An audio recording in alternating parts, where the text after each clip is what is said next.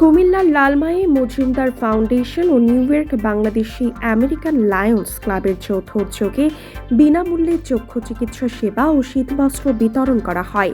শুক্রবার লালমাই উপজেলা সানিজ মজুমদার বাড়ি প্রাঙ্গণে দিনব্যাপী এসব অনুষ্ঠানের আয়োজন করা হয়। ঢাকা ইস্পাহানী ইসলামিয়া আই ইনস্টিটিউট হসপিটালের বিশিষ্ট চক্ষু বিশেষজ্ঞ ও সার্জন ডাক্তার সামিয়া এম কলি এর নেতৃত্বে ডাক্তারগণ এই চিকিৎসা সেবা প্রদান করেন।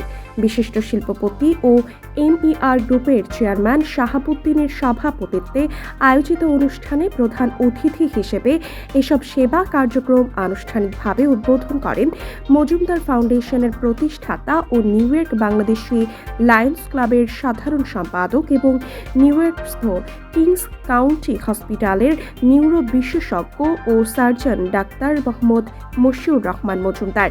বিশেষ অতিথি হিসেবে উপস্থিত ছিলেন খুলনা আজম খান সরকারি কমার্স কলেজের সাবেক অধ্যক্ষ অধ্যাপক সাদিকুর রহমান মজুমদার, অনুষ্ঠান আয়োজন কমিটির আহ্বায়ক মোস্তাফিজুর রহমান মজুমদার, সদস্য সচিব মুফতি মোহাম্মদ তোয়াহা।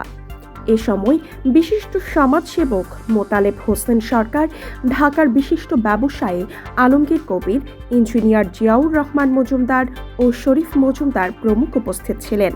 দিনব্যাপী এই আয়োজনে প্রায় 4 শতাধিক দুস্থ ও অসহায় মানুষকে বিনামূল্যে চক্ষু চিকিৎসা সেবা, ঔষধ ও চশমা প্রদান করা হয়। একই সাথে প্রায় 5 শতাধিক অসহায় মানুষের মাঝে শীত বস্ত্র বিতরণ করা হয়।